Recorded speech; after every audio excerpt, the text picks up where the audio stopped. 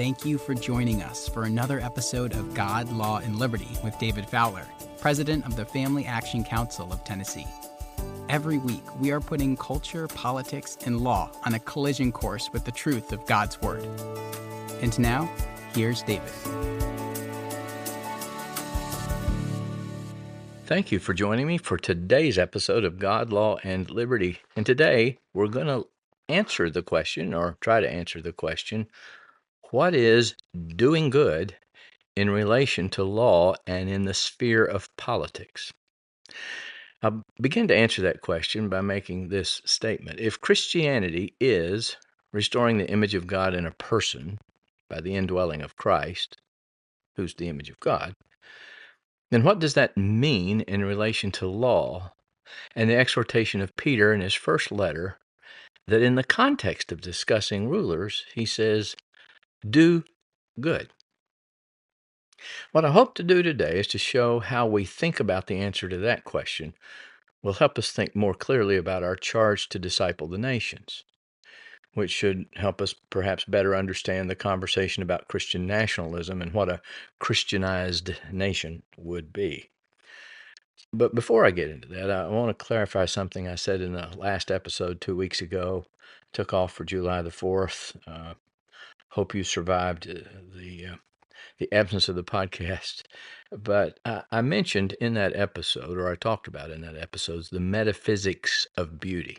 For a quick refresher on the meaning of that word, metaphysics is an inquiring into, or an inquiry into the nature of a thing, what it is, which then informs our understanding of what we're to do with that thing, okay? And in that episode, I spoke about metaphysics in relation to beauty and the good. And I may have implied in some of the things I said that the beautiful and the good has in themselves power. When I noted that it's the goodness of God that leads us to repentance. And I didn't mean to imply that goodness itself has a power in itself, independent of God, to do something.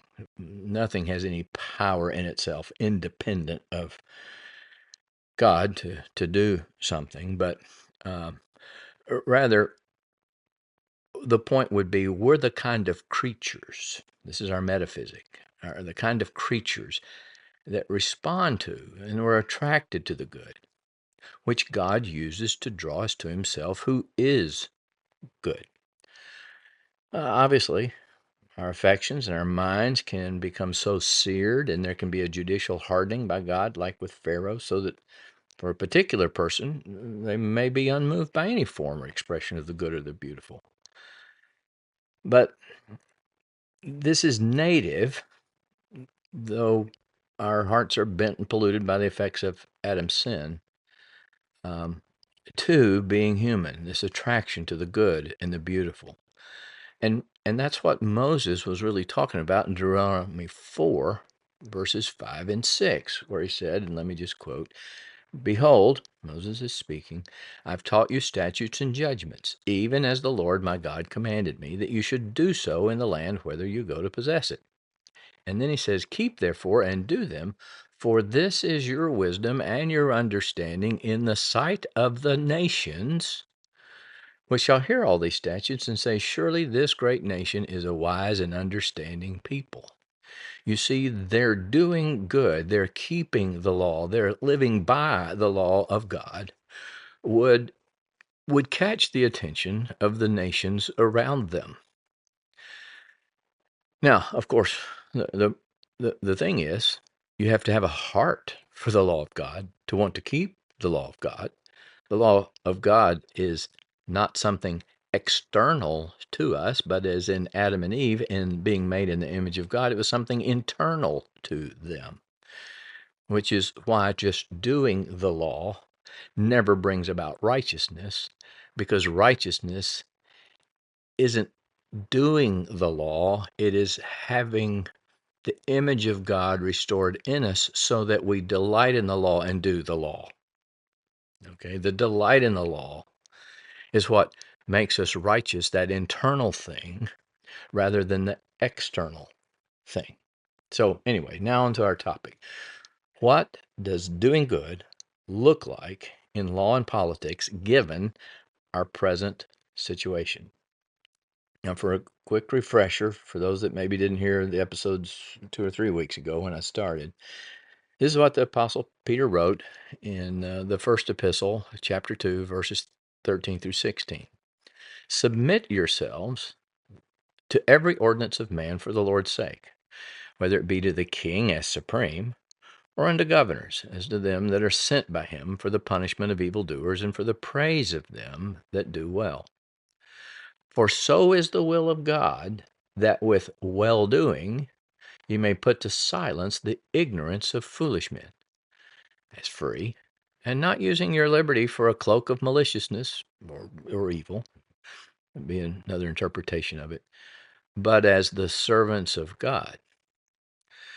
So as we think about this, doing good will depend on the legal and political landscape in which the Christian finds himself or herself. As I've said in previous episodes, developing a Christian nation, a Christian jurisprudence, a Christian legal system, Christian laws is like growing a garden. God created an organism, not a machine. So to understand law and politics, it's like building a spider web, you might say. And I use that analogy because my friend Jeff Schaefer once said that once that spider web has been built upon lots of work and tradition and development, and then it's destroyed, we're in the position of trying to put back a spider web with our hands, kind of thing. Okay, so what I'm talking about here, though, is really no different from a parent. If you're a parent, when your child was young, your instructions were simple, which is why God gave us the 10 Commandments. Here, you don't really get all that I am yet, this full understanding of the image of God, because it's not yet been revealed to you in the person of Christ. So here's some simple instructions, okay? And the older your children got and the complexities of life became greater, the more complex giving instructions became for you, right? How did you say things? How did you couch them? How did you teach them? And the level of wisdom and discernment in giving those instructions increased eventually when they became young adults. What's good parenting becomes more tricky. Saying because I said so doesn't work. Kind of like I passed a law, so here, you can't do that. People, because of sin, when a culture is unregenerate as a whole, um, and common grace is at a minimum, they're just going to rebel against that because I said so approach to law building. So, like the situation with a parent in Christianized Europe during the Middle Ages, conversations about law had a definite progression and advancement in maturity, resulting in the works of persons like Matthew Hale and William Blackstone. If you want to delve deeply into that, then read Harold Berman's books on law and revolution, and there's another one, the second one he did, volume 2, about the German and English Reformation. But anyway, that accumulated understanding of law, or I should say jurisprudence, that's really the word here, has been totally subverted in our nation by the judiciary. And its subversion is unwittingly supported by so many Christian legal and policy organizations and many of the pastors I've met, as I'm going to demonstrate momentarily. So hang with me today. You'll see what I'm talking about. But in other words, what I would say is we now live in a legal wilderness. And so the question would be, how do you turn a terrible wilderness into a garden? How do you create a legal garden after the one that had been developed over 1,000 years had been overturned, uprooted, and I would say almost salted against the idea that there is a God whose law governs all things. But I want to stop here with this word jurisprudence for just a moment for us to think about it, because it's an important word. I actually have a doctor of jurisprudence, but I didn't study jurisprudence. A lot of law schools, you don't study jurisprudence, which is part of the problem. But jurisprudence means simply, today at least, knowledge of the law. But in the older usage, it would have referred to the study of the philosophy of law. And of particular interest is the word prudence contained in the compound word jurisprudence. Now, prudence is a word that comes directly from the Latin prudentia. You can check the etymology online if you want to. Meaning, quote, a foreseeing, foresight, sagacity, practical judgment. And it's a contraction, prudentia is a contraction of the word providentia, meaning foresight. So you can see here in this compound word jurisprudence, dealing with juris in the law, and providentia, a parallel to the concept of providence as revealed in Scripture. And that connection may help you better understand why Blackstone wrote that the common law jurists in England were drawn from the clergy. And for good reason. They were the persons most apt, most qualified to render judgments in disputes between parties.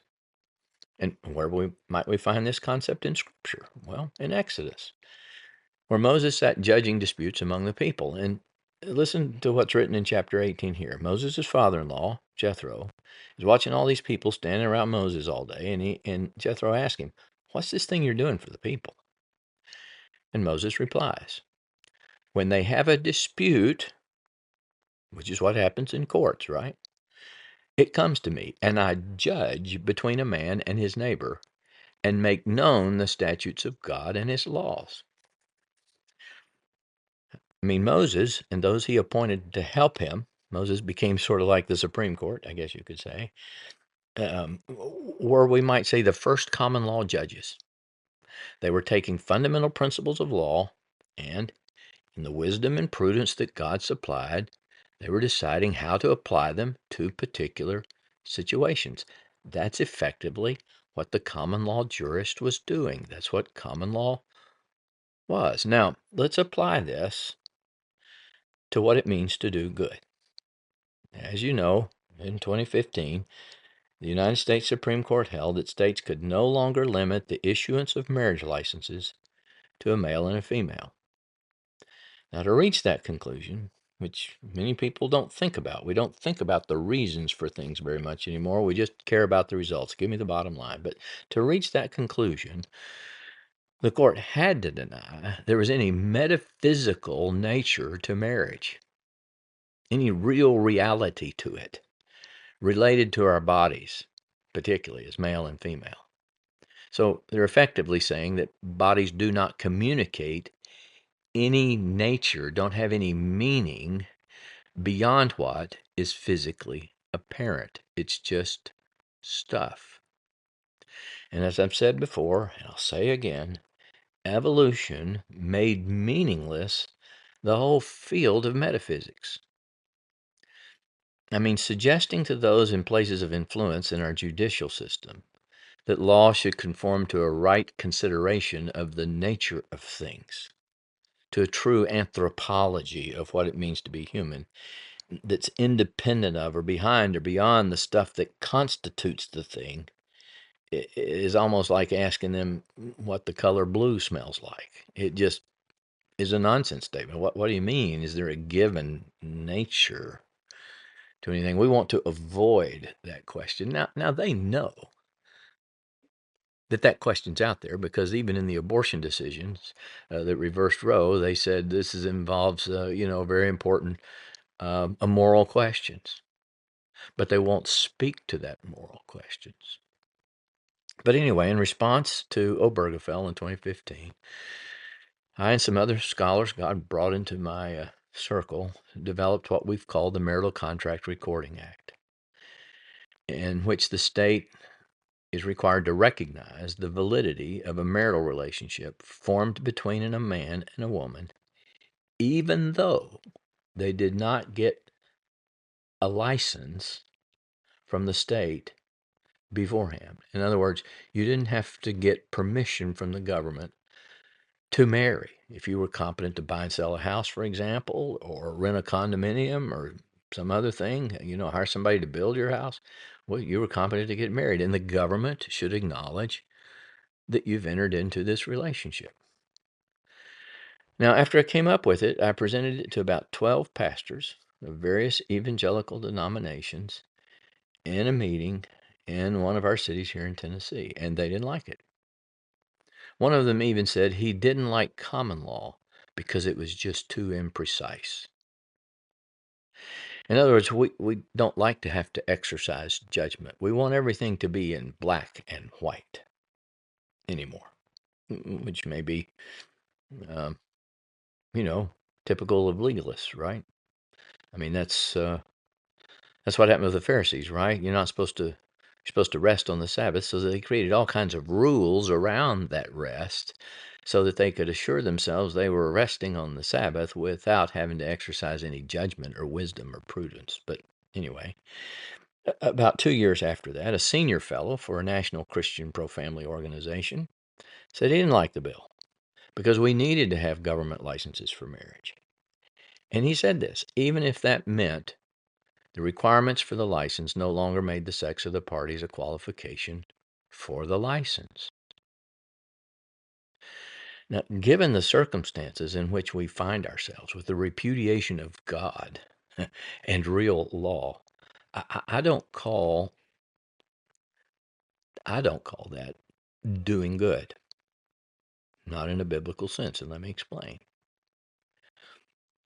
The rationale for accepting as the law of marriage the abrogation of male and female as no longer an essential element to the nature of the institution was based on this.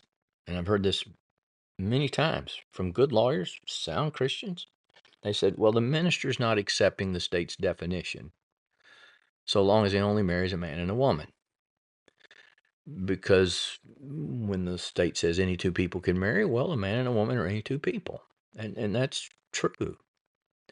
Certainly, a male-female marriage falls within the definition of marriage as the relationship between any two human beings. But consider this. Would it also be okay if the scope of the law said that any two sentient beings may form a marriage? I mean, you understand what that would mean, right? That the law would be authorizing a person to marry an animal. So would those same ministers say, oh, yeah, that's okay? I mean, because at least the man and the woman are sentient beings, so that law's okay. I'm not doing anything that's not good, that I'm not accepting anything that's wrong or bad. I mean, would that scholar have been okay with that law? So you have to ask, why would these ostensible theologians be okay with the overarching law and its definition, so long as the particular thing they are doing under that law is solemnizing the relationship between a male and a female? And I'd like to suggest to you that it's because they're nominalist, meaning that the nature of a thing or its essence is only in its particulars, in the things themselves. And the transcendent, which in this case would be the law, because law has to be based on some transcendent authority, well, that just doesn't really matter. So do you see how this is akin to the denial of metaphysics? How it conforms to the thinking of the world? There's a denial of any reality in the law beyond the particular instance of its application in the couple in front of the ministers. The transcendent aspect of the definition, what the definition is in principle, doesn't matter.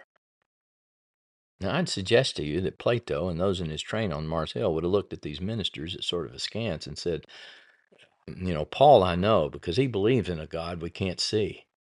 in whom we live and move and have our existence, but you seem to deny that understanding of reality. Our metaphysics understands Paul, and though we disagree with him about this God, we don't quite understand you. You seem to deny the transcendent.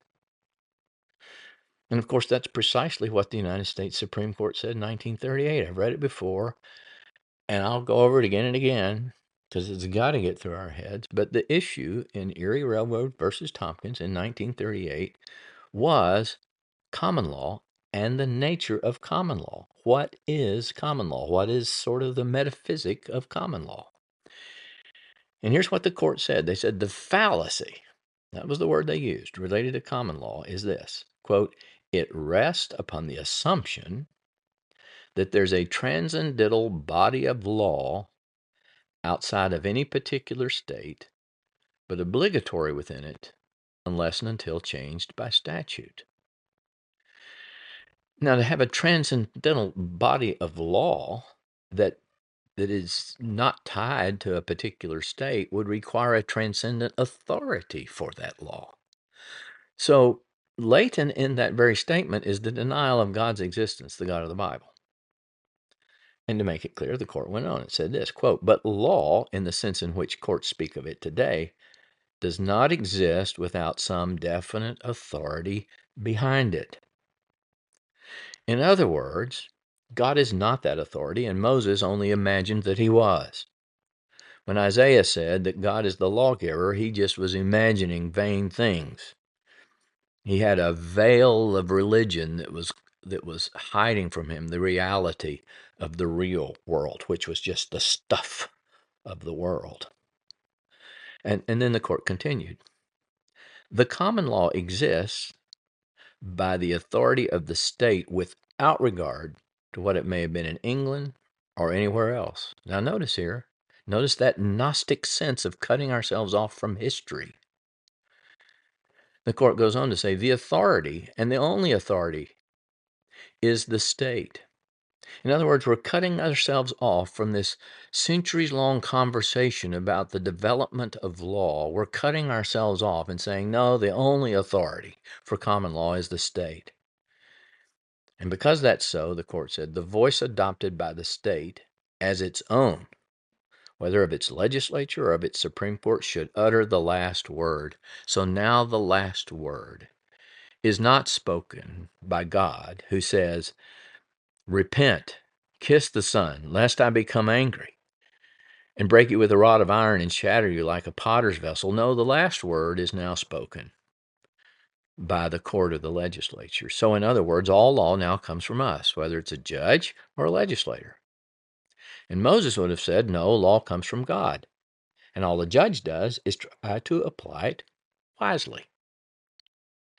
And what I'm telling you, as a result of those cases, is the biblical understanding of law that developed over centuries and that was the foundation of law in our nation is gone.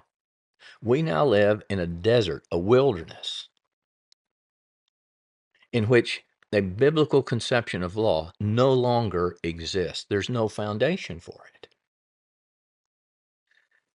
Now, so in that context, what does the good look like? So if I'm going to try in the field of politics or law to overcome this kind of bad ruler, the one who calls evil good and good evil, the one who denies that God has any authority over anything or establishes any laws, what does that good, doing good, look like? And I'd like to suggest to you that one example is the Marital Contract Recording Act.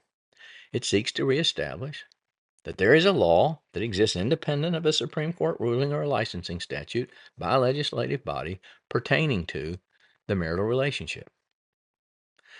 And not one Christian legal or policy organization in the United States over the last 4 or 5 years that's known about that bill, and it's most all of them, has supported it, even though I've been pleading with them, sending them copies of my book, sending them copies of the bill, meeting with them in their offices. Except now the American Family Association, to their credit, is actually taking it seriously. So kudos to them. But ministers won't take it seriously. I mean, I just gave you the example of that. Now let me give you another example. And I gave this example to a man who now leads the church ministry division of a national public policy organization. And his job is to get pastors and churches to be engaged in politics. And prior to that, he served 22 years as a pastor in a solid evangelical church, or at least it was when he was serving there 8 or 10 years ago. So I read something to him that was taken from a brief filed with the Sixth Circuit Court of Appeals in defense of Kentucky's law prohibiting healthcare providers from administering drugs and performing surgeries on minors to help them change their gender, as if that's possible. Now, before I tell you what I read him, I want to tie something together here. Understand that the transgender ideology is the same nominalist ideology of the pastors who don't care what the transcendent law or definition of marriage is. The transgender ideologist says that the truth about a person, their nature, is only in that person. And no one can say that it's to be found somewhere else, in something higher, in something else that's in principle true about the very nature of what it means to be human. There's only nominalism. So you see how the Christian ministers and lawyers who make this nominalistic argument for marriage that, well, no, this transcendent authority, the general principle up here doesn't matter. It's just what's right in front of me that matters. I mean, it's the same kind of argument as that being advanced by the transgender folks. And I'd suggest the metaphysics between these two groups is the same. And the ministers and the transgender advocates are just having a spitting contest as to how far that metaphysics should be extended and to what. And if you ask me, that's not good in the biblical sense of what's good. Because for the Christian, it's a denial of creation ex nihilo.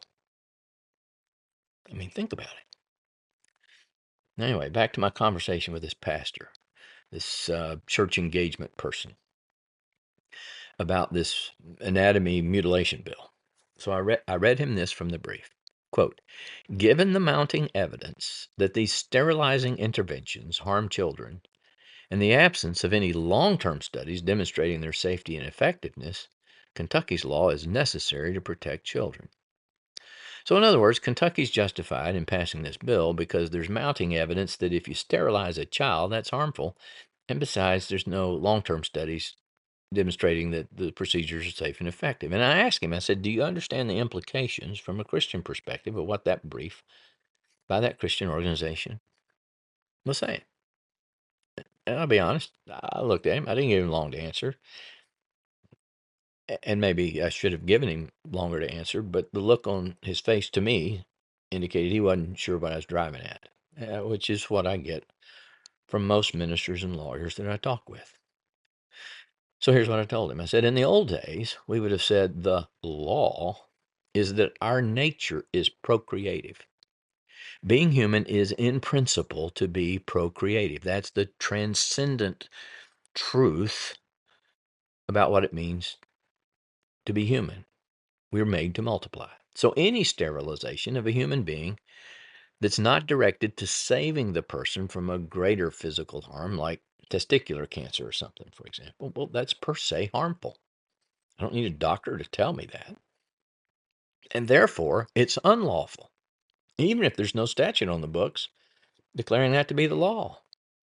And even before any judge holds that that's harmful and therefore unlawful. Moses, for example, if a father had come to him and said, could he remove his 14-year-old son's testicle and penis or his 12-year-old daughter's breast buds, he would have looked at the law of God and what he knew of the image of God and how we're made, and he had said, no, the body is part of the image of God. And part of that image is tied to them being male and female, and so that kind of mutilation is an attack on the image of God and that boy or girl. No, you can't do that. And so this organization, though it's Christian, says we need medical evidence to substantiate that sterilization of a child is harmful. And And of course, we need to have long-term studies to sustain any immediate conclusion that it's not harmful. So even if you have short-term studies showing that it's not harmful, we need to have long-term studies. And so until we have those, we should stop this. And I told him, in my view, that reduced our nature. That was Christians arguing for a reduction of our nature and the image of God to something science tells us. And science can't tell us anything about the image of God and the relation of the body to that and its meaning. And I told him, in my view, this was a capitulation to the world's way of thinking, that we're just stuff, and we must supply the meaning, and therefore nothing real, nothing true, nothing giving about us can stand in the way of how we manipulate the stuff. And I think he got it. And then I told him the brief was filed by his organization, and I think it hit home. This denial of God's anthropology and reducing human meaning to what science has to say is not, in my view, doing good in any biblical sense of that word good. I submit it's awful. Yet this is the prevailing view of the Christians that work in this sphere. And sadly, because no one speaks this plainly about what ministers and leaders are doing, the average person just goes along with them and says, well, there are experts and there are leaders, and so we're destroyed for lack of knowledge. And we wonder why our efforts in this field seem to bear so little fruit, let alone lasting fruit. And I'd submit that in some, it's because there's nothing good in what we're doing that's distinctive from the way the world looks at these issues. And I hope I've made that evident today. And let me just ask you, if you find this helpful, if these thoughts are perhaps new to you or that come across you in a way that perhaps you've not considered them before, would you think about sharing this podcast with others? That we might begin to be unconformed to the world again and might be transformed in our affections and our thinking about what is good and whether what we're actually doing is good in any biblical sense of the word. And next week, I want to look at this from the standpoint of the changes made this week in the Republican Party platform. So I hope you'll join me for that. And until then, have a great week. If you enjoyed this episode, please subscribe to the podcast. And if you want to help spread the word, please give us a 5-star review and tell your friends to subscribe too. God, Law, and Liberty is available on Apple Podcasts, Spotify, and wherever you listen to podcasts. For more information, please visit us at www.facttennessee.org. That's factennessee.org. And please follow us on Facebook, Twitter, and Instagram at Fact Tennessee.